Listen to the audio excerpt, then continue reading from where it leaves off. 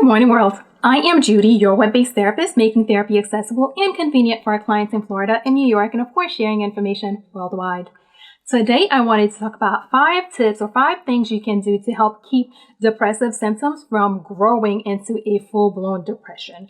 Because right now, especially after being home for weeks and maybe months for some people, a lot of people are experiencing some symptoms that may be different or may be normal for them, but a lot of people are experiencing some depressive symptoms, and that's why today we're talking about how to make sure that we keep them from growing into full-blown depression. 1, make sure that you are self-aware and in tune with your symptoms. Depression does not just show up overnight, and you don't just wake up one day and, hey, I have full-blown depression. The depressive symptoms, they show up gradually usually. You start with one thing, and then next thing you know, it becomes stronger and stronger, and then before you know it, it's out of your control. So if you are self-aware, then you're in a better position to see as things are changing, to catch those changes as they're happening, so that you can start addressing them early, so that you can start taking the proper steps to make sure that you get rid of those symptoms instead of allowing them to grow. 2, listen to your body. Again, because symptoms show up gradually, sometimes our body has a way of letting you know, hey, something is going on, something's wrong, something's not right, something's not what it should be. Making sure that you're listening to your body so that when you get those messages, when you see, hey, because right now, there are a lot of things that are easier to dismiss. For instance, if you're home all day, it's not as unusual to just stay home, to just stay in bed for a whole day, for half the day, for most of the day.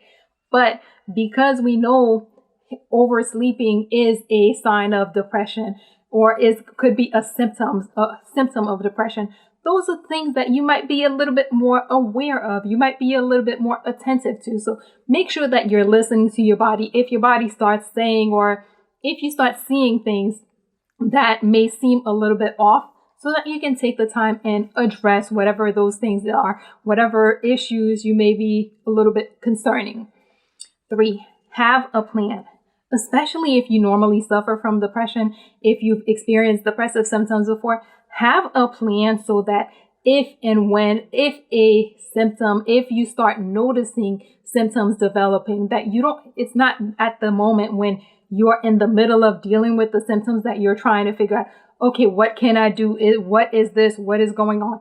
Have a plan so that the moment you see or notice any type of symptoms, you know exactly what to do, where to go, and what you're going to do to address those symptoms. Because if you wait until the symptoms start presenting, then you're trying to figure out, okay, where do I go? What do I do? Then you're allowing more times for the symptoms to grow, to get stronger.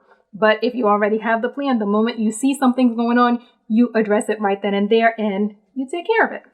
4, prioritize your well-being over people's thinking.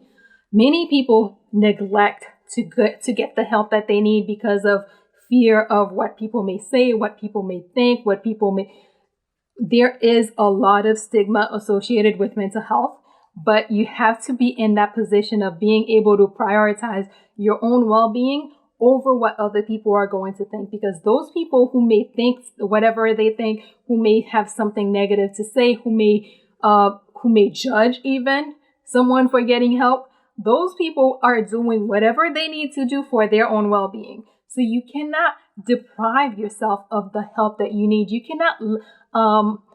cannot ignore your own well-being or place their thoughts, their feelings, their whatever over your well-being. You are the person in charge. You are the person who has the responsibility. It is your job, your duty to take care of you, to take care of your body. So if something is going on, you cannot leave that to other people. You have to be the one. You have to be that first.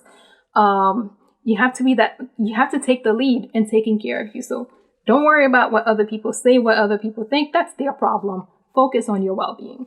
5, take advantage of the resources available to you. Especially right now, there are so many resources. Insurances are now allowing remote services and so many different methods or methods of access.